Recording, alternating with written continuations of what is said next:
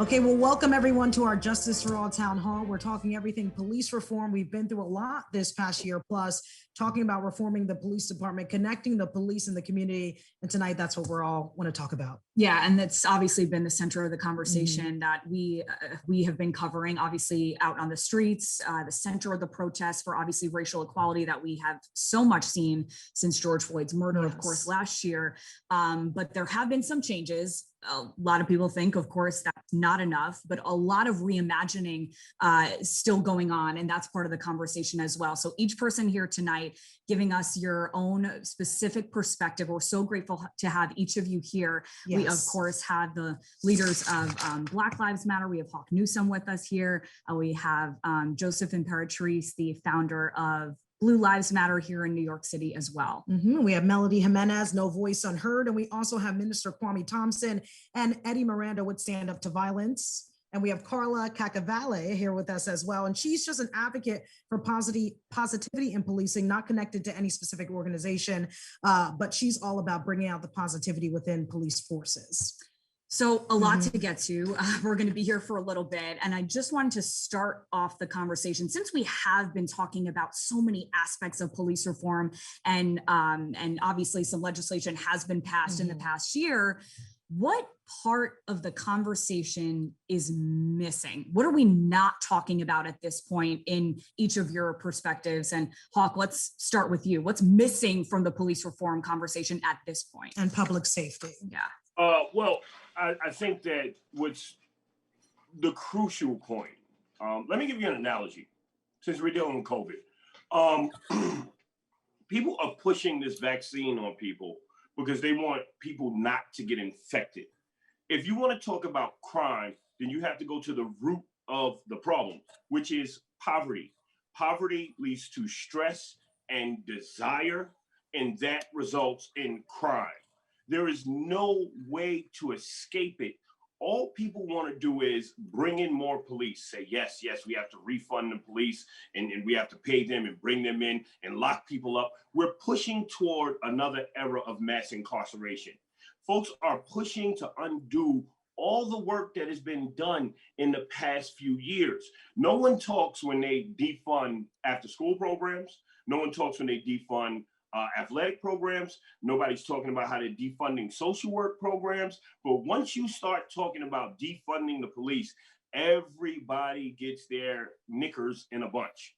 And that's extremely problematic because that feeds into this white supremacist narrative, right? When we're talking about white supremacy, we're talking about policing coming about right after slavery. Okay, and the job of the police initially was to keep Black people in line. In every piece of data from Harvard to the Washington Post to the New York Times to the federal government says that there's racism in policing, but nobody wants to deal with that. Everybody just thinks that police are the answer. They want to put a Band-Aid over a crack in a dam, and that'll never fix the problem. The problem is inequality. The problem is the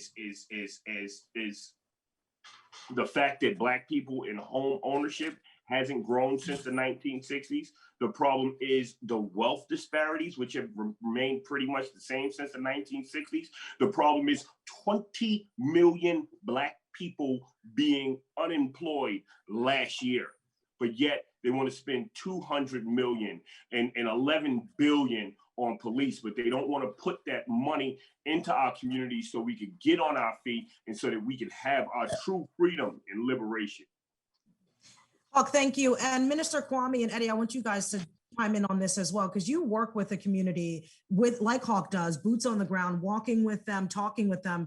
And Hawk touched on important parts of poverty and the reasons what leads to crime and what needs to happen right at the root, right, to prevent crime. So from your experience, can you talk about touching on what Hawk said and also touching on what you think also is missing from police reform and public safety? So just one of the things I think with this conversation is not a clarity on what that reform looks like. And it's clear that we need a reform, we need changes to improve it. And I don't think that's clear in most of the conversations. So I think we have to start figuring out what does that really look like. I was talking to a few people today asking them, what do they think about it? And it's clear to me, most people have no clue what's the plan, right? What does that mean? Most people, as soon as you say police reform, they think get rid of the police, but it's really to make changes to improve it. Then after that, you hear, oh, we can police ourselves. What does that look like, right? So I think it needs to be clarity around the board, what's going on. And these are the things I hear when I walk through the community, ask these questions. What does it really look like? When we say police ourselves, most of the time I hear the community saying, get rid of the police, we got this. How does that look? I believe that we still need an institution of police, but we need to be policing ourselves through that institution. So we need people of color that are law enforcement, that understand, that have integrity, that understand and what we deal with day to day in our communities, policing our communities. I remember when I was young, I went to Chinatown, and I remember all the officers I seen there were Chinese. They were policing their own community in the uniform. So what does that look like when we say police reform? What does that look like when we say community policing? So I think we need to start with giving it some clarity so that we spread the same message on what we're actually talking about. I agree with what Hawk is saying. He's hitting it on the head, right? There's a lot of things that we're not talking about, the racism and all the different things that we've been dealing with for years and years and years. We're at a point where we can come together and make some real changes, but it has to be realistic. I talk to people in the community, it's not realistic. We policing ourselves and we're not having an institution of law enforcement, right? We have to have some kind of law enforcement on some level. How does that look? And those funds, how do we get it into the community, into the hands of the organizations that know what the community needs, that's speaking to the community, that can provide education on different levels, all these different things. So I think there has to be a clarity before we can move forward with the conversation and have a real solution. So that's where I stand on that. Well, my thoughts on this subject is that, you know, our guys and we work in the community every day, right? And one of the things that you'll understand and you'll see in the community is that we have different ideas and different outlooks in our own communities. We'll have people that are pro-police, and we have people that are anti-police that live right next door to each other, right? So that's the bigger thing. I want to be able to go into the communities and find out and have a dialogue in there, in their safety ground where they feel where their voices matter, right? Because again, yes, I see both sides of this, but the defunding of the police is not, in my eyes, taking away or taking the police out of our community. It's taking that money and using it in different programs that are already in the communities that have worked in the past, right? After school programs. We have programs that we can even look back in the 70s here in the Bronx that helped change things to where we are today, right? Community organizations. I asked where the church is today in this borough. Where are we today as a community to stand up?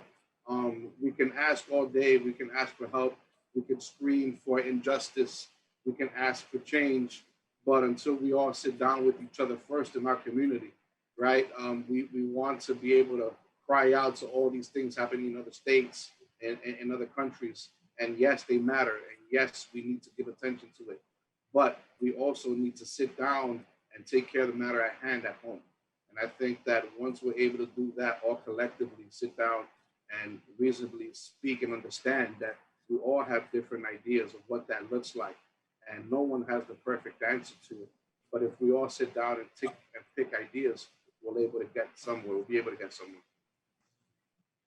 So interesting and so good to hear from both of you, because we know the work that you do has been successful in so many ways, just directly. And I know you got a couple shout outs, you know, from the governor earlier this week, talking specifically about your program as well. So Melody, I do want to bring you in. I see you reacting a little bit, and we know you are also also a member of the community. You are a Bronx woman, and you are never short with your words in terms of your opinion about all of this. So we just kind of heard about the different things. Like Eddie said, hey, we all have different perspectives in our community. Some people do want this, some people do want that. And when we talk about more police presence and being pro-police, and you have a strong opinion about that. And I wanted you to kind of talk about that, but then also address the concerns from other people that I know you come into contact with in different neighborhoods, that, you know, a mom who is very concerned about her child being brutalized by an officer, or I mean, let's hopefully not even bring it up, but being hurt by an officer. And Melody, you shared with us on News 12 last week that you work with teens who are not only worried about what high school they're going to go to, but also if they're going to get killed by police. So we do want you to chime in about this, especially I know you have some thoughts about defunding, and you also believe more policing needs to be in the community. So if you want to speak on this as well. Yes, well, my stance is on unity. I can understand from both spectrums. And the reason why I stand in this position on both sides is because of my background. I have an HR background, and that has taught me what diversity is, and the importance of it. And I feel that, you know, leaders such as Hawk has a great platform, and many people look up to organizations like that. And my, you know, stance on that is that I'm looking for unity. I know that in the past there's been, you know, a lot of differences between NYPD and what Black Lives Matter stands for. But at the end of the day, you know, we have to look at it for what it is. And we do need safety in our communities because we're not equipped enough to police ourselves right now. We have to be realistic with that. But at the same time, we have to respect. And, you know, there is racism within NYPD. We cannot shy away from that. And at the same time, they have to be willing to sit with someone such as Hawk to get a better understanding of the community, because he is in the community every day and he has a great following and people look up to people like him. So, you know, with that being said, I just want everyone to remember that humanity comes first, and we are all humane, and that's what we have to worry about, you know. And you know, with God and love, all is possible. And that's what I believe in. You know, I believe in spreading love and showing love every day. And if it's ever possible to have Hawk sit at the table with NYPD and come up with a way we can reform NYPD, I think it will be a very powerful thing for New York City. And that's what I look to do. You know, even if it takes me 10 years, I think it's possible. If we put our differences aside and we worry about the community and the young kids getting killed every day, I think we can do this. So that's my stance on everything. Got it. And Carla, I do want to bring you into, I know you have something to say. So Carla's father was a detective with the NYPD and was killed, and it's now considered on duty. And you are an advocate for positivity in policing, and you have a similar message as Melody does, that unity. So can you speak on police reform? I know you don't like the word, that's what you said, and what still needs to be done about public safety? Absolutely. So, you know, I agree with a lot of what everyone said here. Even what Hawk was saying about, you know, poverty leading to crime and all of that, and the funds going in the right places. I'm all for that. And I went to an NYPD event for autism awareness where we donated tracking vests for dogs to help find children who might go missing. And it was a Black mom with 3 children who came up to me, 3 autistic children, and said, you know, thank you for what you are all doing. Okay, so the point is that the pendulum needs to swing back to humanity on all sides, right? And when you look at the synonyms for humanity, you know, compassion, generosity, all these things are happening within the NYPD and within these amazing groups in the community. So these groups need to come together. And it's not just about, it's about respecting everyone on the streets, but also the reciprocal respect for police, because it's gotten so nasty on both sides that we can't come together to fix the problem until we get back to the root of it, and it's humanity. And Joseph, we want you to speak, and Hawk, I know you have a rebuttal to what Carla was saying. We do want you to speak too, but Joe, we do want to bring you in talking about what is missing from the conversation and also what needs to happen to, you know, bring the community here and the police here. What do you think is missing? Well, on July 14th of 2021, no one's speaking about the gun violence. The 13-year-old that was killed this week, 10-year-old Justin Wallace that was killed. We're not talking about accountability for criminal activity. We need more money back in schools so kids can do after-school programs, hands-on learning. We need to get them jobs. get them things that are going to make them productive in life. We got to get young people out of gangs feeling like that's their only option. We got to take illegal guns off the street, find ways of taking them from young people that don't, and stop buying into the media all the time. That's always spinning it. That's always pitting us against one another. If we could finally come together, like almost everyone said, and really talk and really get that human element back, that's where we're going to make a change. But when you start pointing fingers and screaming, we're never going to get anywhere. Hawk? Here's what it is. Enough with the talk about talking to the police, all right? We talked to the police in the 1960s with Martin Luther King Jr. We talked to them in the 1970s with the Black Panther Party. We talked to the police in the 1980s when they murdered Eleanor Bumper, a few blocks from where me and Kwame are probably sitting right now. We talked to them in the 1990s after Rodney King. We talked to them after Sean Bell. Okay, we've been trying to talk to them forever, and it's not working. And any study that you will find will say that the burden falls on the police department to understand the communities that they police. Enough with it. Do not talk to me about humanity to people who do not view me as a human being. The 3/5 compromise is still in the Constitution of the United States of America. We're still, on paper, not considered whole human beings. We're not considered as human beings by the entire Republican Party. The Democratic Party has called us savage barbarians who needed to be arrested, okay? No one looks at us like human beings, but they always want to talk to us about sitting down and being peaceful and protesting peacefully. Where's the peaceful protest when people are getting cracked in their heads with batons? Where's the peaceful protest when the police slam me on my back and I have spinal damage? Where was the peace for George Floyd?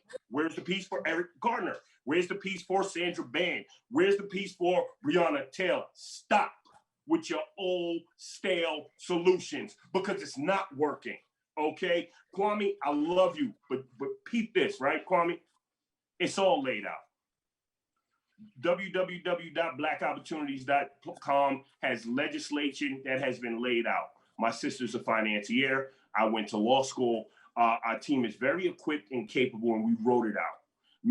Governor Cuomo adopted 4 pieces of them. New York City adopted our qualified immunity ban. It's all there, bro. Okay. Now, what we need, yesterday was Black Vision Day. It's a new holiday. What we need is vision. Guess what? They couldn't envision a world without slavery. We're doing fine. They couldn't envision a world without Jim Crow. We're doing fine. They couldn't envision a world where 2 women could be leading a conversation like this. But guess what? It's happening and we're doing fine. So now is the time for you to understand that we do not need police anymore. Envision a world where we have social workers enforcing the law. Envision a world where we actually spend part of that $11 to $18 billion on training people how to police themselves. Kwame, Eddie, you do the work. Yeah, I've seen numbers drop when y'all are in the streets and active. We hold us down. And finally, y'all want to talk to me about the spiking crime? I want to talk to you about the blue flu. I want to talk to you about the police officers who were saying, take your hands off and let them kill each other. These are things that nobody wants to talk about. And I give credit to News 12 for giving me this platform. And you know why I have this freedom? Because I've never accepted money from any governmental entity. I've never accepted money from the police. So I could talk this stuff all day and every day. And I could represent my community early and often without some white man calling me on the phone saying, hey, chill out, stop telling them the truth or you won't get funded next year. Stop with the stale ideas. Let's talk about moving forward to the future. You So, know, Hawk, you're I can, we were spewing out names, you know, and I understand. So the bottom line is no one should die, but just like we're talking about all these other names that were thrown out there, we had Detective Brian Simonson, Detective Mia Sotis Familia, Detective George Cacavalli. I can go on with all the officers killed in the line of duty as well. You know what? Hawk, I They didn't signed up for interrupt that. you, and I would just Black like to people respect. do not sign up for this.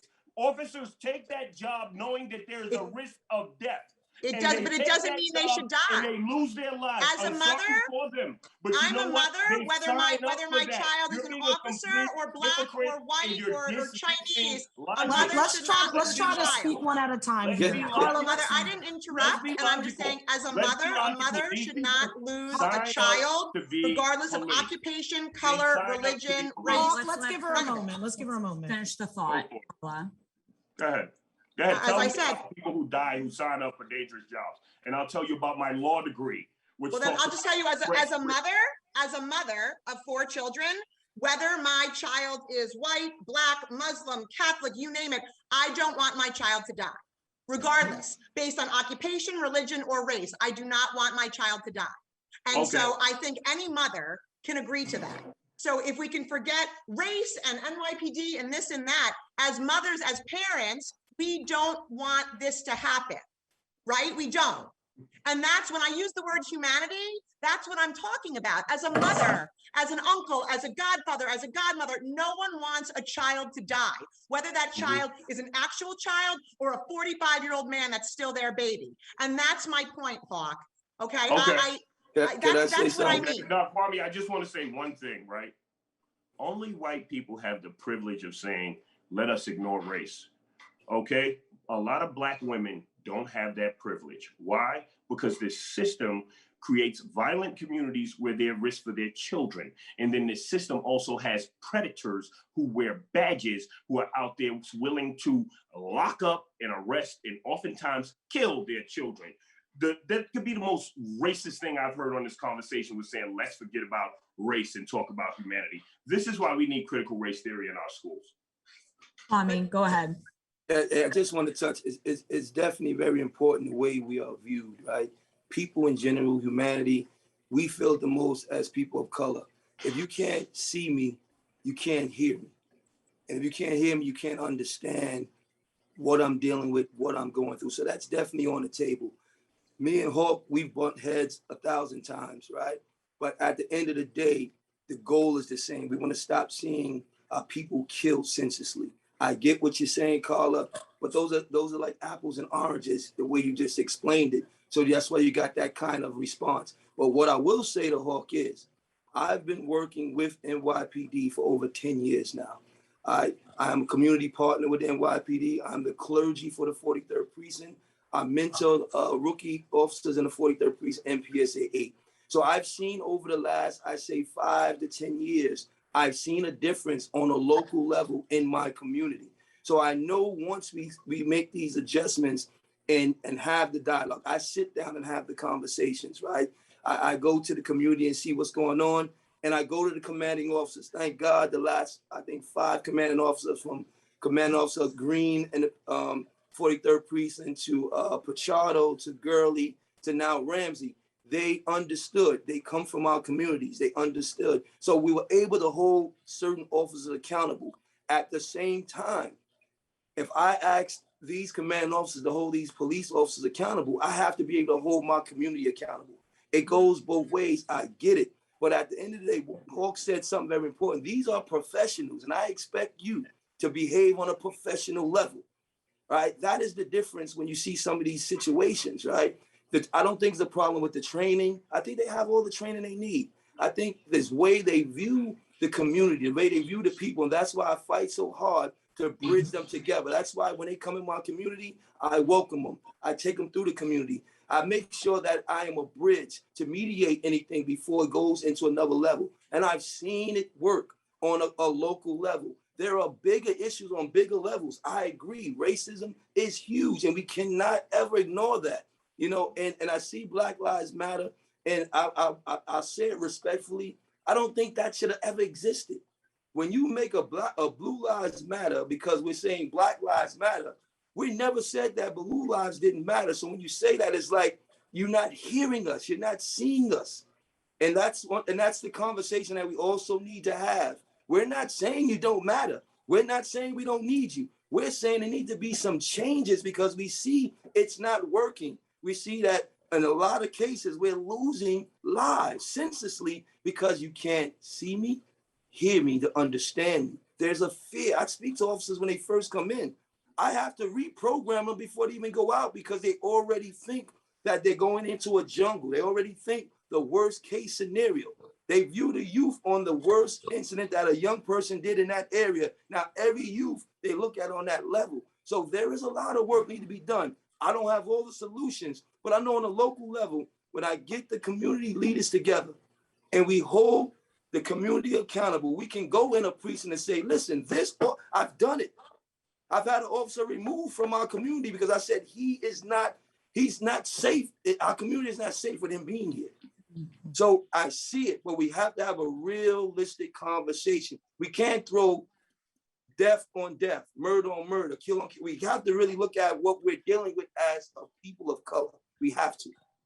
You know, Can I say Speak something? on this narrative that we have in our society of negativity and how it affects these young kids. Let's talk about that.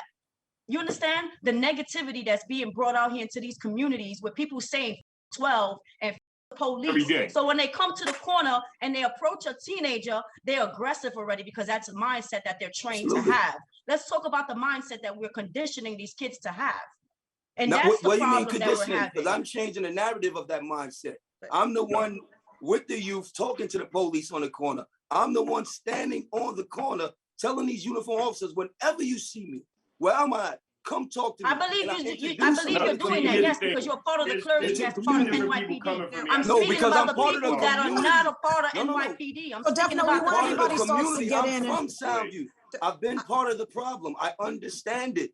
I see it on both sides. I was the kid saying F the police.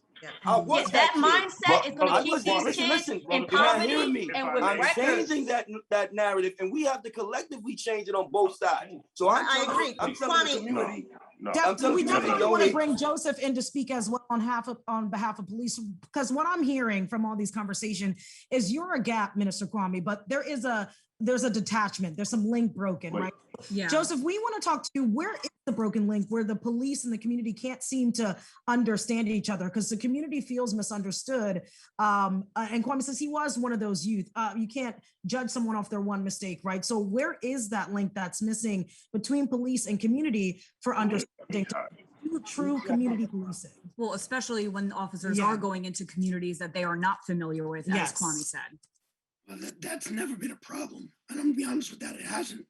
Just like Hawk said that they're misunderstood. Well, officers are misunderstood as well. It's automatically predetermined that people believe that officers think a certain way. Everything that was just said, I've never met an officer that put on the uniform. I'm going to stop you on that. I'm going to stop you on that. I'm going to stop you on that. You know why? Because I've sat and spoken to the people, Shay, and they are racist. We're not going to sit here and say NYPD is not racist. That's what we're not going to do. We need to come to terms with that. You guys are racist. Okay, why isn't Shay and Marjorie here? We don't need an advocate. We need an officer here, someone with a title to understand where we're coming from and what we need. We don't need an advocate. We need the real people here. And you're sitting here talking for them and you're not doing the job. See, and this is absolutely 100% perfect. I love you in this moment. But what you need to understand is our anti-police sentiment is a self-defense mechanism. If more people are out there saying F12, then the next time there's an Eric Garner, the next time that there's a George Floyd, our people will jump in and intervene. Why? Because the police are not going to do it. And you, Brother Kwame, the 43rd Precinct kettled teachers, women, and children and beat the crap out of them after they protested last year for George Floyd. I'm not here. I don't know anything about that. Personal experience. I'm here for the facts. I worked for the Bronx District Attorney's Office for 2 years before I went to law school. I know this system. I was a paralegal who prosecuted cases. I know what happens when I see that people resisted arrest. They have bruises, contusions, and staples in their head. Let's not act like that the police are not at war with our entire community. Forget about how they treat And that's the administrators problem. and When they're That's resisting what we're arrest. saying, because Because expectation and Eddie- reality are Eddie- two different Eddie, things. you right? had some idea of what Joseph was saying, how he never met an officer that was already judging a community beforehand. So you work on the ground. I saw you make a face about that. What are you saying about it? Well, it goes back to what Kwame said. Kwame said that when he gets these new officers, they already come with the thought that they're going into a jungle, right? So that's just one officer or multiple officers. That Kwame is one person. Now we're talking about how many thousands of police officers that come in here, and not to speak of those police officers that aren't from our community, that are coming from outside to work here, right? So that's where we find it. Expectation and reality are two different things. Yes, we expect things just like at work or anywhere else. We expect things to go a certain way, but the reality of it is that those on the ground, those young men and young women that, like Hawk said, during protests, that go out there to try to have a voice, right, and to speak against these injustices that they see, and when they fall a victim to that, when they feel like they're going out for peaceful protesting. Now, we can't say that, us as a community, we have an illusion against our police. No, it's what happens. It's the reality, right? So because of that reality, you're going to have all of this, all of that, all these feelings and everything you have, you're going to have, because again, you have people on both sides. Yes, I can tell you I have family that are police officers, but I can tell you the same way that Minister Kwame knows that me and him bump heads a lot of times, because we both have families, but we both have different views because of why? Because of our understanding and our interaction with police. I've had my interactions, and they may have been bitter or not, but that is what shapes my narrative. That's what shapes what's going on, and that's what's going on with each one of our young people. We can't sit here and say, oh no, this is how you're supposed to feel. They're gonna feel what they felt when they were standing on that corner, or when they were by themselves in that subway. There's nothing scarier than to be in a subway by yourself with a police officer. And I'm telling you that. Is that right? It's not right. Should that be the way it is? No. But I'm telling you that I've been in a subway station by myself with a police officer, and I've been more afraid than being with someone else. Right? Why is that? I don't know why. Right? But that's the reality of it. So that's what it all comes down to. We do know why, because we've been brainwashed to be afraid of the police. Instead of having them afraid of us to stand up. If they get afraid of us to stand up, then they will do the right thing. Accountability means a lot, and transparency means a lot too. We have to hold them accountable. We can't keep telling these kids to be afraid. You understand? Absolutely we not. gotta stand up. Never have. Never have. Children shouldn't be afraid of the police, but they saw a cop. That's the narrative that we keep putting in people's heads. No, that's the reality. We know why we're afraid, because of what we hear. So we gotta stop this I don't know stuff. We all know why we are here. We cannot all act like we don't know why we're here and have a confusion on what we're speaking on. So children shouldn't be afraid of the police, but they also shouldn't be encouraged to disrespect them. Black and brown people who go out and cap for the police, who tap dance for the police, when there's so much evidence out there, Sister Melody, that will tell you that there's racism in policing. I never said there wasn't racism. I just said we all agree with that. I agree with that statement. That will tell you that it's not even a matter I'm of a Hispanic opinion. woman myself. I know there's racism in the NYPD. People are afraid because historically the police have preyed upon us. It's not about what you or I think. It's what's in these books. But let's be realistic. Where is racism going? Racism isn't going anywhere. Racism isn't going anywhere. And you go and talk to people and you're giving them misinformation. We're not giving them misinformation. What we're doing is we're saying racism is not going anywhere. How are we going to go above that? We're going to rise above it. You cannot be a good part of a bad system. There is no such thing as a good Nazi, period. So, when a few weeks ago, we had the 45th annual memorial mass for my dad, and I got up there and I spoke to the police and I looked at them in the eye and I said, make decisions that are great and never gray. The goal is for them to make good decisions. You can't say based on past decisions that all cops are bad, but they'll be bad moving forward. We have to work together to improve everything for everyone, the cops and those on the street. But I have to I- ask I you, agree with do you, that. one, Sorry, do you think Eddie- racism is Eddie going just away? said, And do you excuse think me. NYPD is going anywhere, Hawk? Do you think racism in this Nowhere. country is leaving? Nowhere. And do you think Nowhere. NYPD will be abolished?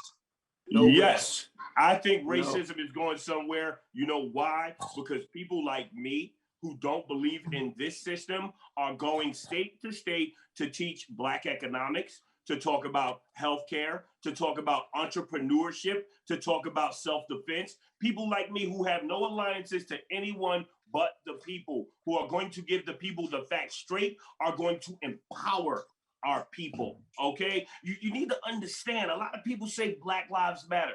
Why is it that every other race can have a federation, Hispanic federation, Jewish people for this, Israel is people for Israel for that, right?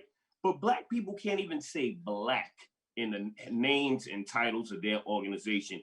It has to be colored people, or it has to be the Urban League. This system pushes back against Black advancement at every single turn. And we must be soldiers, and we must be fortified, and we must be unified to stand against a system that continuously seeks to oppress us. And the one element that is in every community reinforcing that you are a second-class citizen is the police. And that's why they have to be gone, because they treat us like garbage and they treat us like crap trash. And Kwame, you've been stopped and frisked how many times? Huh? I mean, Growing up? I don't disagree with anything you're saying when it comes to racism and police. I lived it. I've lived it up till I was 31 years old. All my arrests was fighting police officers. Like, and to say, it wasn't that I feared them. I feared that they will kill me or I will have to kill them. And that's what the young people are at today. It's not that we're afraid or that they're afraid. They're afraid of the consequences that might take place. And I spoke to a principal before I came here, a principal. And I said, what do you think about police reform and community policing and all this? He said, as soon as I see a police officer, I'm afraid. This was a grown man. He said, as soon as I hear a siren, I'm afraid. It's not the young people afraid. There's the ones that been through it and they're afraid of what the outcome is going to be. And if a person kills me, a police officer kills me, he's going to get away with it. That's the fear, right? But what I'm saying, we're all saying a lot of the same things. And again, I believe it's going to be a different approach for the solution in different areas. I know my fight. Hawk has his fight. Melody has her fight for the same goals. We want to see change, right? And I'm going to continue to fight my fight. I'm going to continue to change that narrative with everyone I come in contact in my community, because I know I can make a local change before we get this universal change. So if I can save the young people in my community by changing the narrative, by bridging them together, and I already see it, then I'm doing my part of this. And Melody, you're going to do your part. And Hawk going to do his part. I already know what Eddie's doing. We fight the same fight, even though me and Eddie in the same office and we disagree on things, right? I know officers and I know officers. I know people that hate officers, and I love them both, right? So I'm in a position that my life brought me to at this age at 51. I was at a time where I wanted... in hating the officers? Are they justified in hating the officers? Absolutely. Well, at a point in my life, I was. But that doesn't mean I'm not going to fight to change the narrative. I have to. And let's be real, I was you out know, there with you, with the Deborah Danner. I'm out there. I see my young boys ready to kill cops. And I had to grab them and say, we ain't doing this. Because that wasn't the time. But when I seen it universal and our young people stood up, that's why we're having this dialogue. So I know it's necessary on different levels. I'm going to do my part. And I'm not going to tell this young person he doesn't have the right to be upset. I'm not going to tell this person he don't have the right to loot. I can't. All I can give them is my perspective. And when I can get one and give them a different solution, and they say, okay, I like this option. If I can give them something, I'm going to give it to them. Right? It's going to be different roads to get to where we're trying to get when it comes to this. I agree with Melody. Racism is here. I don't see it changing. Before Christ returns, I don't see it. You got to have vision, brother. You can say the whatever, it's going to be here. It's a military. Wait, since we're talking about militaries, the NYPD is the 33rd largest military in the world. And I do want you to chime in on this too, because they haven't been able to figure this is a lot. And I think at the end of the day, you know, we're hearing things literally, quote unquote, from Eddie, that the most terrifying thing is being alone with an officer. You know, just even replying to that, that's his personal opinion. And just kind of like, how does that make you feel? And how do we change that? Because that's a real feeling that literally, you know, it is the same across the board for so many young people and then older people, like that principle that Kwame brought up. And we can't ignore the fact, like you were saying, like these feelings are real, right? And we can't say like you never met an officer that wasn't biased to a community, but you're hearing from these people in this chat that they themselves have met an officer who was biased in their own community. So, I mean, what you're hearing from them, like Jessica said, what is your response to the fear that the Black and Brown community does in fact feel from personal experiences, not just word of mouth, but from personal experiences? How do you respond to that? Because we can't just blanketly say, I've never met an officer that wasn't biased, right? So we have to take into account personal accounts and feelings.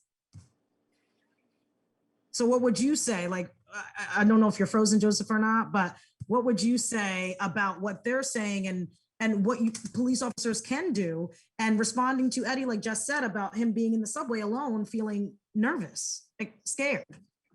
I never said that officers have never been racist. I said from my experiences, right away, it's as a white man, everyone wants to attack a person instead of try to talk. People might not want to do that, no problem. But at the end of the day, officers are afraid to go out there and do their job because no one wants to be on the front of the paper tomorrow being the bad guy. That's the truth. All 50 states, there's officers doing a lot less police work today than they were doing 5 years ago. This is why you have the spike in crime. Blue Lives Matter. That's not true. News 12. And do you want to let me talk? Spike in crime. I never said that. I never said that. Officers are not doing their job because they're afraid. You just said it, sir. I paid a lot of money for my law degree to extract information just like that. Hook. And I know personally a bunch of officers that are really passionate about going out there in the community that they came from to get the job done.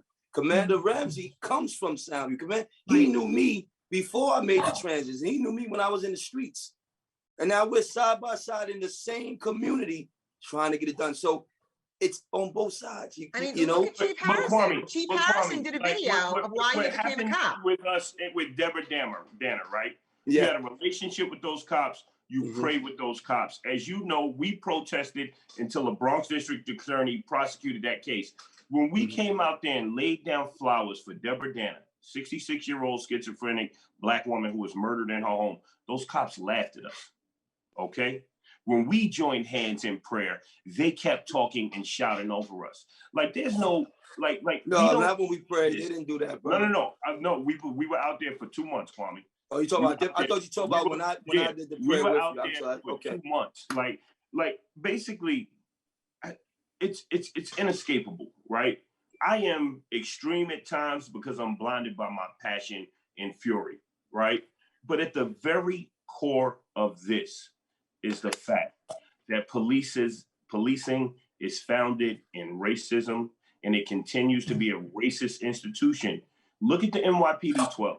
Look at the FBI reports that says white supremacists have been signing up to be police so that they can harm Black people with impunity. These are the facts. I understand. And I've sat down with Eric Gonzalez, the Brooklyn District Attorney, and I've heard about these practices. And I've sat down with other people in police in meetings who have admitted to me that racism exists in policing. Absolutely. Until you get a coalition of police officers who come out and condemn the racism, then they are compliant and they are accomplices in it. Until you show me a cop stopping a murder in these streets when their partners are killing someone, then I don't want to hear it.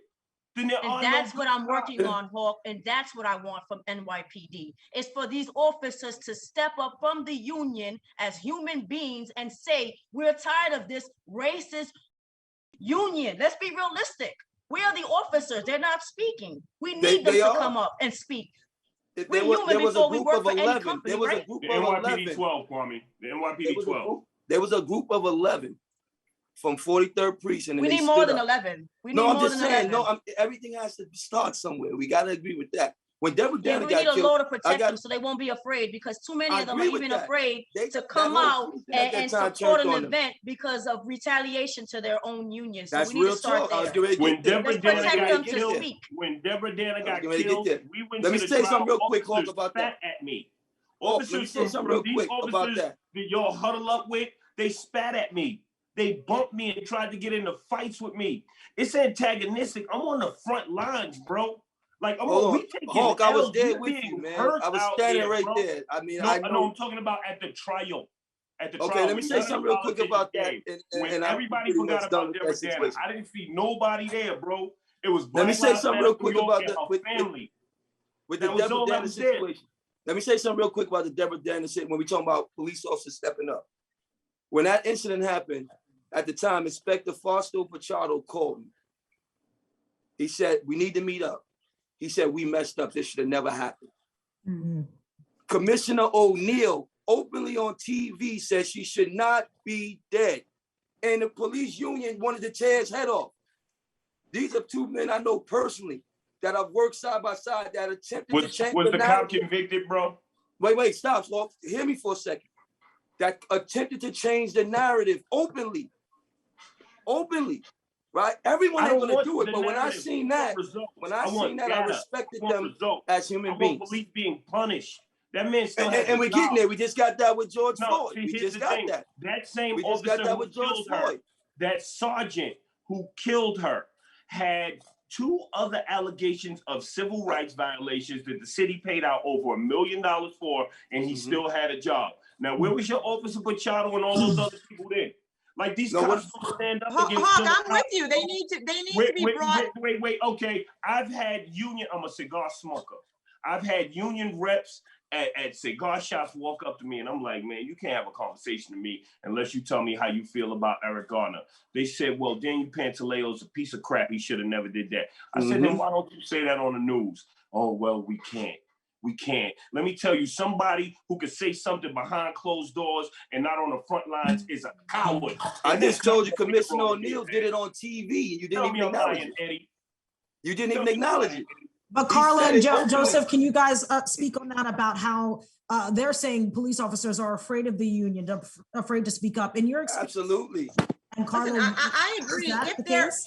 I always say that I'm not here to defend the bad cops. I'm here to honor the good ones, right? So what I do is in honor of my father and those who made the ultimate sacrifice. Okay, the good guys. Okay, if there are people in the force that are not doing the right thing, then yeah, they need to be brought to justice. They need to be, fired, whatever it is. But you can't throw the whole force out for the actions of some. Okay, you can't do that. The NYPD is not going anywhere right now. So instead of saying screw the police globally or NYPD or whatever, we have to fix the problem. And we shouldn't be ashamed to honor the good cops. It shouldn't be an embarrassment to be a police officer. There are black cops, Spanish cops, Muslim cops. It shouldn't be an embarrassment. The majority should also speak out against them. That's the biggest message here.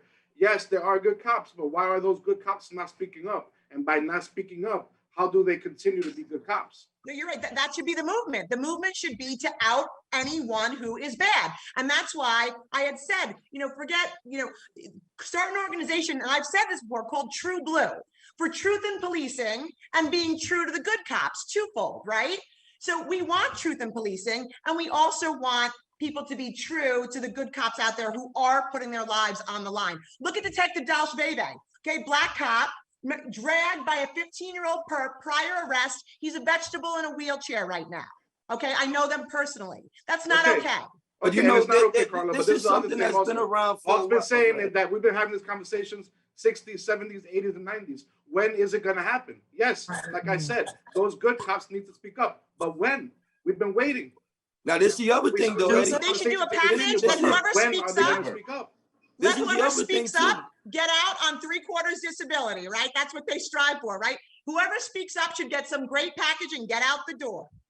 And handle the bad That's how cops. you're going to respond to that? That's Speaking up insane. should have a That doesn't even make any sense to say that. We can say we can protect them if they're a It's not whistleblower, realistic. but that's not the I'm right just saying, way if of they saying didn't it. feel comfortable staying on the job, if they ratted, I'm just saying. Ratted? Listen what you Ratted said. or we're How is that transparent. Get it done. Ratted or we're transparent. That's why we can't get it done. They would listen, they would be, so they'd be considered, you're right, it shouldn't be ratted. That's the Accountability. problem. And that Speaking That's up. the problem. That's- The way we address things and the You're way right, we I say said things. ratted, I shouldn't have said ratted, my No, point is that's that's what what it would be they say. You considered. said what you Right. meant. You said what you meant.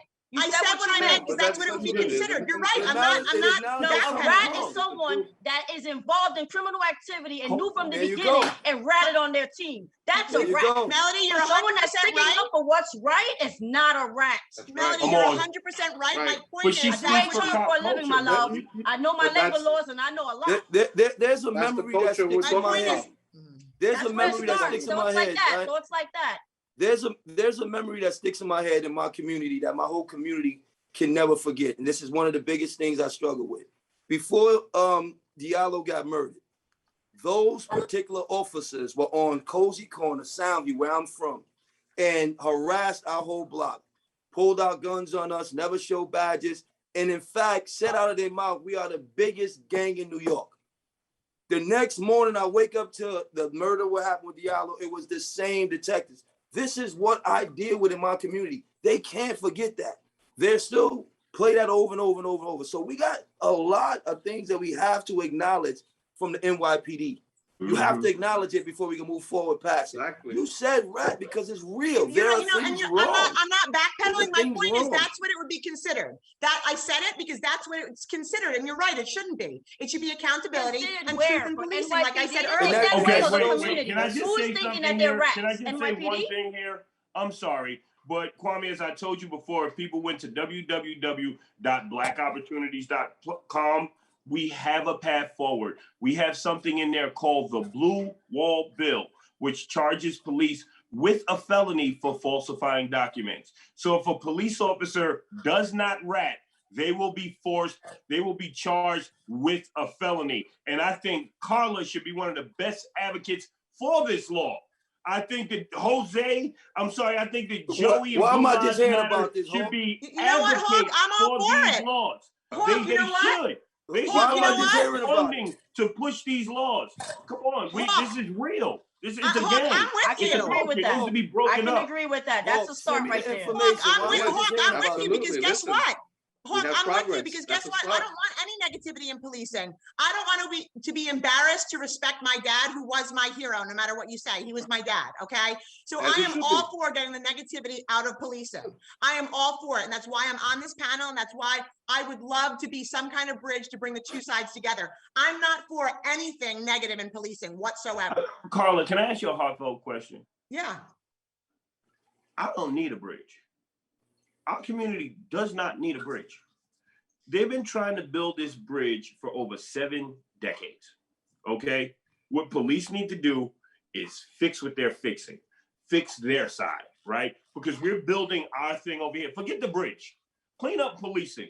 Do that for us. A lot of white people come and say, hey, Hawk, how can I help Black Lives Matter? I say, you go and talk to white people about systemic racism. We don't need you coming over here trying to build bridges for us. We can work on that. Look at Eddie. Look at Kwame. Look at Medley. We got educated, sophisticated, very eloquent people over here to do what we need to do on our side of things. We don't need these bridges. We're working on our own community. Go over there and fix that.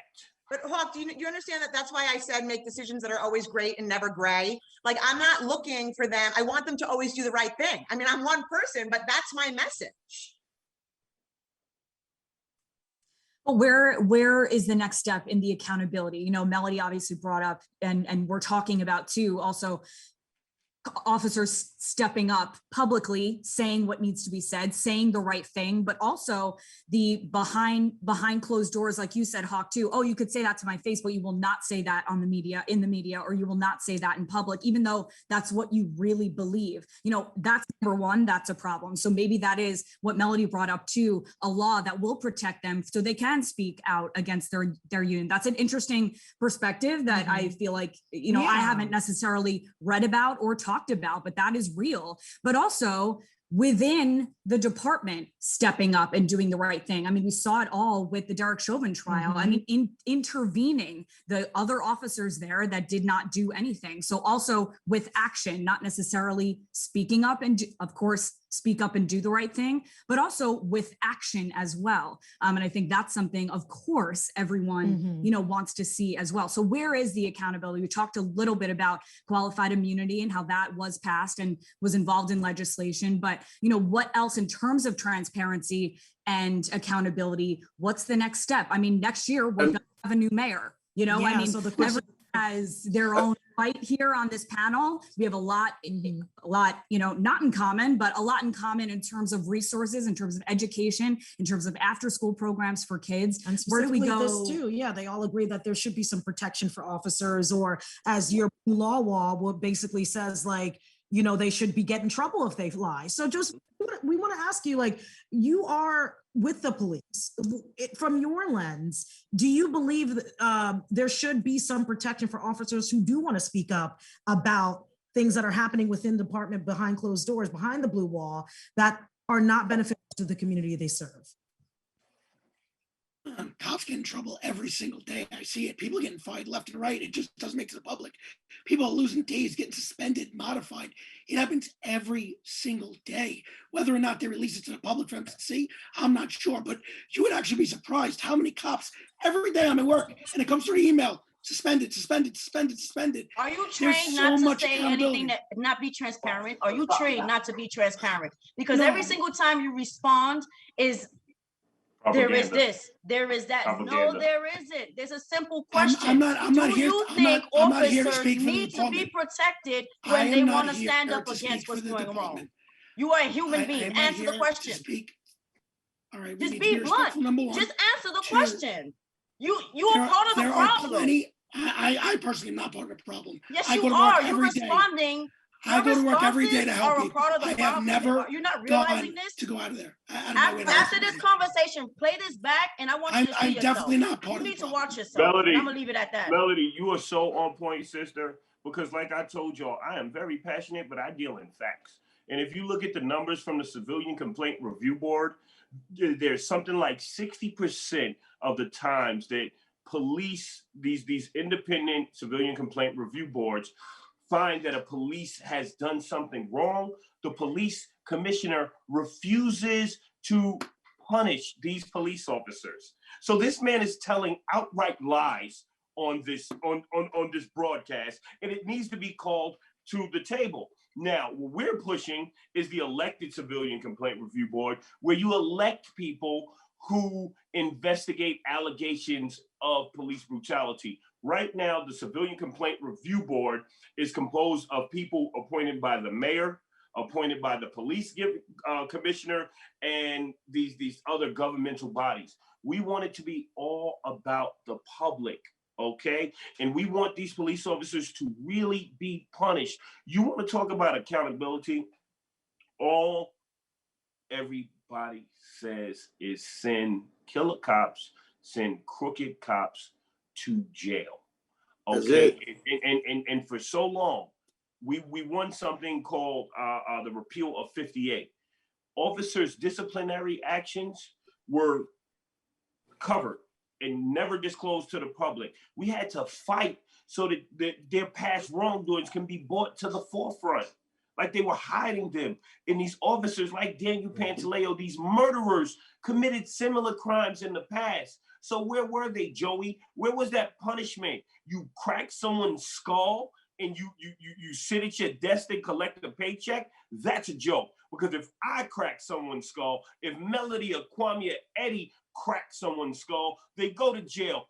Kai Gurley, say his name. Officer Peter Liang was in a staircase in Brooklyn that he was instructed not to go in with his gun drawn when it was not supposed to be drawn, and he shot Kai Gurley fatally and was found guilty of manslaughter. And that officer was not sentenced to a day in jail because God rest his soul, the Brooklyn district attorney recommended no jail time. I deal with facts. Don't come with me with propaganda. Don't come to me with emotion. I deal with facts. And the black people, foundational Black Americans in this country deserve to be dealt with in truth and facts, and not the cover-ups and the deceit that is white supremacy that keeps this evil system going and keeps us oppressed.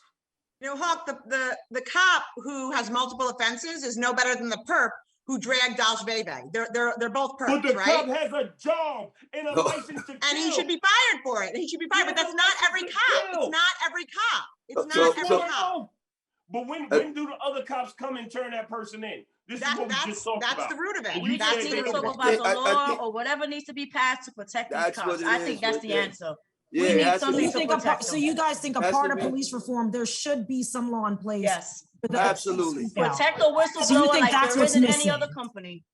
Because What's that will help missing- transparency, and that will help the community obviously see the police in a different light and maybe have more respect in certain ways if they are seeing more cops step up and say the right thing or call out a fellow Yeah. officer who might not be, their actions might not be what they should. Right, but we also need the That- stats that's- on out of that's the part of 30-something it. thousand Joseph, do you cops, how feel many that are there bad? is some silence The other part is what Hope within the just department said. that you're hearing from everybody right here?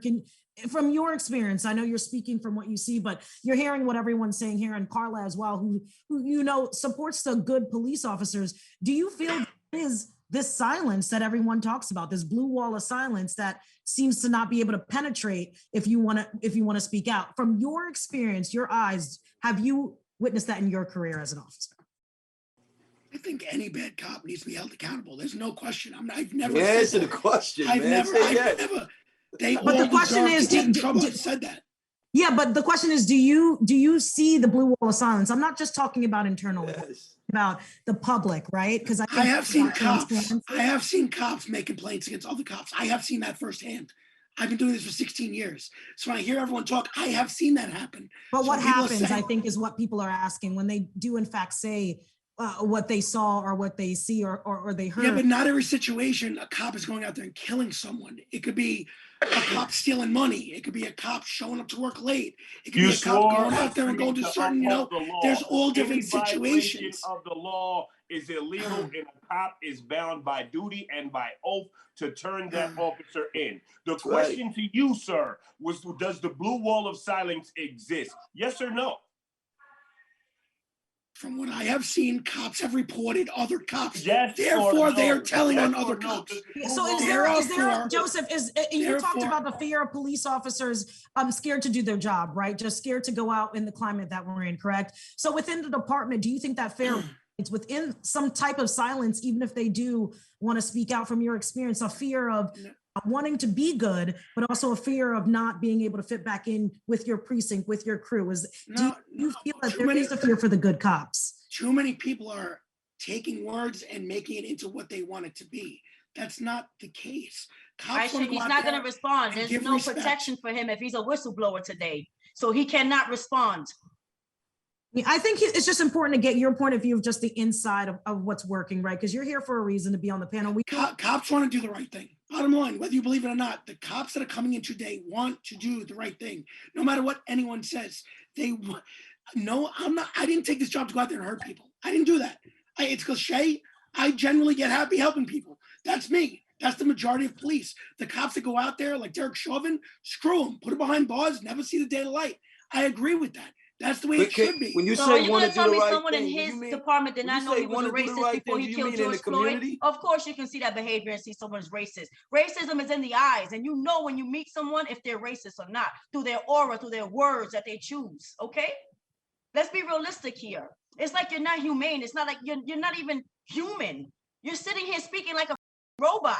Like if you're not understanding what we're saying, you need to speak up. He's sitting in front of a Blue Lives Matter sign. When we protested for Eric Garner, those same people wore T-shirts that said, "I can breathe." You're right. They're not That's human. right. But They lack Hawk, just so you humanity. know, those people don't belong to this The group. people who would Hawk, leave just folks so you know, in bondage Hawk. and in oppression for 400 years Hawk. are the type of people who would say things like, "I can't breathe." And I will come out publicly and We say are that dealing was not with one person of my racism. group. And this is Okay. what is at the forefront. Melody, sister, all they do is tell lies to hide the evil, sis. That's We all do they want Joseph to do. get his thought in too, Hawk. We definitely want him to get his thought in too. Hawk, if I could speak a second, the thing you keep referencing was actually given to me after Detectives Ramos and Liu were shot and killed in the line of duty. That's where that comes from. I put it up there because people from another state felt the pain of a Hispanic and an Asian cop being ambushed. That's where that comes from, okay? That's why the organization began. See, you've been saying it was founded after Black Lives Matter. I'm gonna be honest with you, if you let me speak. It was to let the families of cops know that they also mattered, that nobody deserves to die, even if you wear a uniform, that we need to somehow bridge the gap. And yes, everyone here, you're 100% right. I'm agreeing. You have every right to feel that way. But what about them 5 days before Christmas that were killed to their families? How What about about this? What about Randolph Holder? Did Black Lives Matter go out there and go out there and protest for him? He's a black cop. Mia sounds familiar. What about them? Why did you not protest for black cops and only when a cop is involved? You want to know Explain why that to me. I don't protest for black Because cops? they're people Because I am too. anti-cop, They are people too. Okay, I feel no remorse Well, that's a for problem. my oppressor when they That's are a problem. slain. I feel no remorse That's a for problem. people who murder my people when they are slain, and that's the God's honest truth. That's You a want to problem. talk to me about Blue Lives Matter? You couldn't find another name? You couldn't find another name other than Blue Lives Matter when we were out there mourning and fighting for our people after 400 years? Sir, you are an oppressor and you are a liar and a deceiver and you refuse to answer questions honestly. Now, if you want to ask me something, guess what? As a cop, I couldn't care less. As a human being, as a black man, I'm sorry for his family. But don't talk to me about dangerous activity and people dying engaging in dangerous activity. If I jump out of a plane, I know that there is a risk of me dying. Okay? If you want to be safe, choose the job of a train conductor. If you want to be safe, become a doctor. Don't go out there and put your life on the line and then complain when your life is lost. I go out there, you don't hear me complain about being arrested 100 million times. You don't hear me complain about my phones being bugged. I acknowledge it so people know what's going on. But let's face the facts. Let's face the facts. Everybody who puts on that badge engages in a practice in an organization that is founded on racism. Okay? There's no escaping it. The federal government has said it through pattern and practice investigations. The media has said it. Like I told you, I deal in facts. And any question that is put to me on here, I ask. I am not a politician, nor am I a blowhard. When people ask you questions, sir, you run from it and you give people not propaganda, but propaganda. Just be honest. But like we said before, hate has consequences, whether it's hate because of race, religion, or occupation. And I know you choose your occupation, but it still doesn't mean that hate within it should be tolerated or encouraged. So people shouldn't hate Nazis. Nazis not an occupation. Yeah, they were soldiers in an army, sister. That's history. Well, who's a Nazi nowadays? Do we have cops nowadays? According to the FBI, white supremacists have infiltrated law enforcement at every level. This was January 6th, they said this. Like, you can research this. You can research this. But where does that get us with where we are today on a panel for News 12 Here we Bronx go. and Brooklyn and Here trying we to go, fix the problem deflecting. here? Here we No, go, I'm just saying deflecting. trying to fix it here. Here we go deflecting. What No, she said I'm asking you people honestly. shouldn't be hated because of their occupation. And what I asked you was, should Jewish people hate Nazis? Yes or no? Yes. But I don't think that you can put the NYPD on the same level as Nazis. I don't. The only A+ that I received in law school was comparing the what did you call them, the Gestapo to the NYPD, and my professor, Jewish man, agreed with me, and I received an A+. I'll send it to you after this. I mean, that's an analogy and I get it, but I don't think that you can say, do you really believe all of the NYPD is racist? The entire NYPD, every single cop? It is a racist system. And you might be right with that, but do you believe that all of them are racist? Listen to what I'm saying. I heard you. I'm saying each person. And promote a racist system, then you are perpetuating that which it is. Let me use smaller words, okay? If you are part of something that is bad, then you are bad too. I hear what you're saying and I understand big words, but I don't agree with your analogy. I don't. There are a lot of cops out there. The Detective Ramos Foundation is out there in the community giving out backpacks, helping people. There are many organizations within policing, offshoots of officers who gave the ultimate sacrifice, who are out there doing good every single day in the community. I give out backpacks after cops shoot people. I give out food after they shoot people. I help pay for people's burials. I help get people's families moved around from different parts of the country. This is not so something you're doing good as well, but it doesn't mean that they're not. What you're doing doesn't negate what the police officers are doing. This is not something that I'm paid for, okay? Police and these organizations are nonprofit. Dangerous profession. But your good doesn't negate their good. Your good does not negate their good. The good that you're doing doesn't negate what they're doing. Back and forth, and we can see. Circular. I'm sorry, it's circular. No, and I see the cycle. We can see it play out, and both of your opinions there. But everyone else is here, so I just want to shift it a little bit to also again kind of bringing up again what is so needed for obviously we have the election coming up in November. What is going to be needed from this new leadership?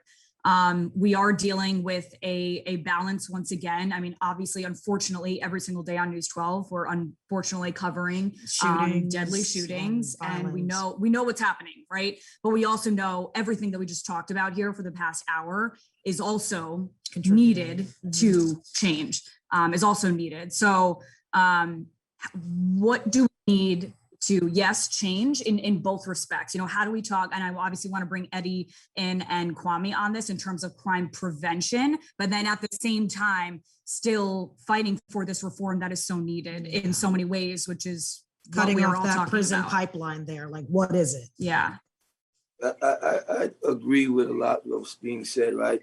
Transparency through the NYPD definitely has to step up. Just like things said, Joey, he said that these things are happening all the time. We know nothing about it, but as soon as a young person does something, his whole rap sheet, his whole family, everything is known in the media. We need to know these things are happening. Other police need to know that other police are getting in trouble, and they need to be held accountable. We need convictions when cops commit criminal acts. It's that simple.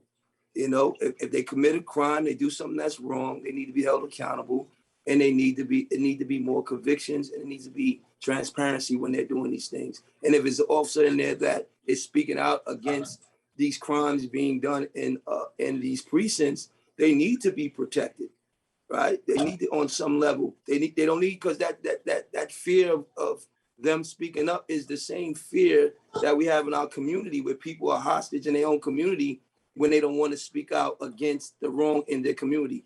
That's not saying that they are signed up for it, but it's the same type of environment that is created, right? But these are professionals. Again, they apply for these positions. They held these oaths to hold, these levels of integrity. If they break that, they need to be held accountable. And I don't see it no different. And that needs to be moving forward. Minister Kwame, thank you. And we're talking about crime within our communities, because when we first started this town hall, we touched on a lot of things that drive a lot of young Black and brown kids to crime, poverty, right? Not having access to after school programming. And today, the Governor Cuomo announced alongside Eric Adams, the mayoral candidate, that they are now supplying more than 4,000 jobs for a lot of kids in summer programs in East Brooklyn neighborhoods, right? So that's the question. What needs to be done so that pipeline, right, that people say to prison, how do we slash that and make sure these kids don't even engage in crime? And that's why we want to ask Eddie and Hawk, you can chime in on that as well. What needs to be implemented within our communities? But that was also said earlier, identifying the programs that are in the community that know what the community needs. Once you identify it, give them the funds. Give them. So do you agree with the jobs that Cuomo is pushing, right? That's only part of it. You know what I mean? That's just giving them individual pay for a little while, but there are organizations that are starving that can continue to help these young people. Give them the funding. Go to the community, see who's doing the work, and give them the funding, give them the support, so they can continue to work with these young people. You give them a It's not a job. What's one-time that? thing, No. because we know this have is it not before. overnight. Like, this needs to be continuous funding. Right. It's Yeah, going on- exactly. it's going on in the community. And do you right believe that the state of New York and the city of New York is putting enough funding in community programs? Absolutely not. No. Well, no. So, That's So, the right in place. this, so Eddie, really We're quick going before you back- answer, with the defunding of the police and moving of the funds, do you see any change from when it happened last year, within this year? it's beginning to happen. It's beginning Okay. to happen. And what we're seeing is that they're trying to put the funding back in. And that's what I'm trying to say, is that we need to put the funding back into communities. There's organizations inside the community right now that are doing it for free, right? We have one of the biggest movements right now, which is the Credible Messenger movement. I began in this field as a credible messenger, right? And that's what it is. It's hiring those people in our community that live in the community, that have had these transgressions, that have gone in through the system and sadly understand it and have been through it and are able to come out and say, listen, this is what I went through. This is what it is needed to deter our young people from going there, right?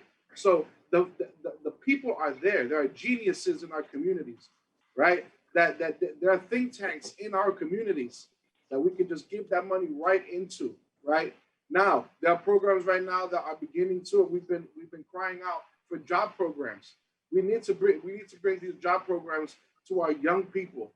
Have them out there working, put some money in their pocket, have them feel some type of independence, right? And what is that? That's not just the summer youth program, because what happens in a summer youth program, they're used to getting money for 2 months. You give them some money, and then you take that rug right under them, and then they're back to fending for themselves, right? Yeah. Let's continue that. How many exactly? There's programs that we could fund, that we could put that money back into their pockets, right? So these are the programs that we need to continue to build on. And with these people, not only are we able to change the narrative, but we're able to change the whole outlook of what our future, and break those generational gaps, generational curses that keeps us down, right? So with that, the funds can be allocated better, and that's what we're hoping. We're hoping that, but again, it goes back to expectation and reality. It all goes back to expectation and reality. I just want to jump in briefly. Real quick, it can't just be jobs. You give a man a fish to eat for a day. You teach him how to fish, he'll never starve. It has to be trades. It has to be coding. It has to be programs that are going to teach them skills, entrepreneurship, businesses. Yep. They can't. You keep telling our young people get a job. They can't even go to work because they got a beef around the corner. Like, we got to teach them trades. Where's the trades? Where's the coding? Where's the entrepreneur skills? They have to be able to feel like they can build a business. I remember when I was younger, they said we went to school and they was teaching us how to work for the white person, right? But they were going to school to build businesses. I see that clear. So I have programs. I have one called The Hard Truth. We're building the community up one brand at a time. Entrepreneurship, right? Anything you think of can happen. Entrepreneurship. We have to teach trades. Stop saying here's a job and then they don't know nothing else to do. Teach them how to feed themselves. That's what we need to do. I think, Kwame, you took the words right out of my mouth, good brother. And to take it a step further, we are on the brink of another industrial revolution, and that is the automation of the workplace.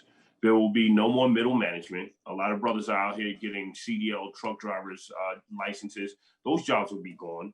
There'll be self-driving cars, so there won't be cab drivers. So we have to look to the future and say, okay, here's what we will teach our children. So not only will they survive this industrial revolution, but they'll be able to thrive in it. I think that's something that's really, really, really important. Brother Eddie was talking about old programs. I've personally given money from our budget to cure violence programs, right? So folks like Eddie and Kwame and Melody need to be funded, okay? But in addition to that, what we're promoting is having fathers and mothers from our community walk through our communities just to spread a message of peace and love, right? Teach them de-escalation skills, help out the community to cure some of our own problems. And lastly, we all agree we need more community centers, right? That teach tech. that have spaces for podcasts and recording music. Well, Charles Barron, my OG, Charles Barron did that for $12 million out in Brooklyn.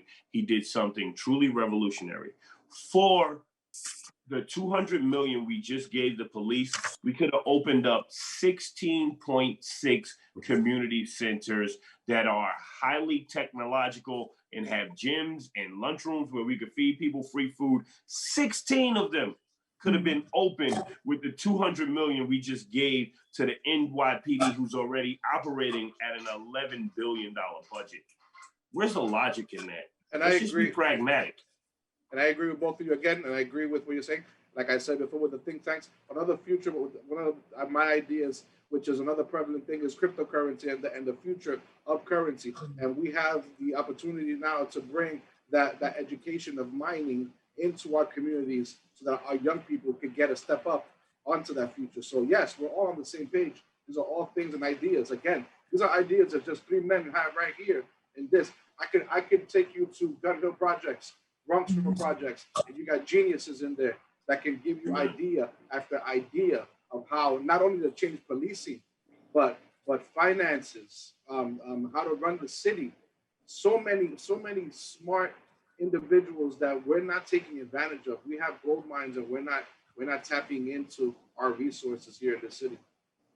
Youth are the future. Yes, so I think that's indeed. at the end of this is what everyone in this group agrees on too, is that, man, we gotta Take care of the kids. and have them be better Mhm. than, what's available Yes. and out there right now. So we unfortunately have to wrap up, even though I Yes. know we can be here for another 10 hours. I with could this. be. Or, So, yes. yeah. We appreciate all of you. We do just have one final question, and we want this to be a very quick answer for you guys. We know that there's going to be a changing of the guard, right, with a new mayor coming into play. So what is the one thing that you guys need from the next mayor? We're going to start with Joseph. Leadership. Leadership, you said? Carla? I guess accountability across all sectors. Eddie? I'd say transparency. Kwame. I need his ear. Need him to hear me. Hawk. Well, I'm going to need him to be Black and represent the interests of Black constituents, like every other politician does for their constituency. I'm going to need him to do that. And there's nothing wrong with me saying it because it always happens, except people frown upon it when Black people say it. So, Mr. Eric Adams, be Black, be proud, and do the right thing. In the words of Spike Lee, another Brooklyn night. And Melody, I'm sure you're still on here as well, right? Yes, I am. And so what will you need from the next mayor of New York City? I would need him to sit with leaders such as Hawk, other leaders, and just see where they're at when it comes to, handling the community and what's the best options for NYPD. All right. Well, Awesome. you guys have spoken. We appreciate it. This was a very healthy conversation that we had Yes. today. I think one that's important that many people will enjoy listening to the different perspectives because every single one of these perspectives are important for that shift, right? So important and so much more. I'm sure this is still going to be a continuing conversation. Yes. So thank you, and we're so happy and grateful here at News Thank 12 you. to even be able to do this and to have each one of you here. So stay tuned. Yes. And you'll hear Praise from the us God. again. Thank you Thank for you the guys opportunity. so Call much. me, man. I Thank will. you. Call me Eddie. I'm going to find you online. Melody, we got work to do. Just Take call care, me. I huh? got Eddie. You call me. I got Eddie. Thank you guys so much again. All right, Have a great guys. night. Be safe, everyone. care.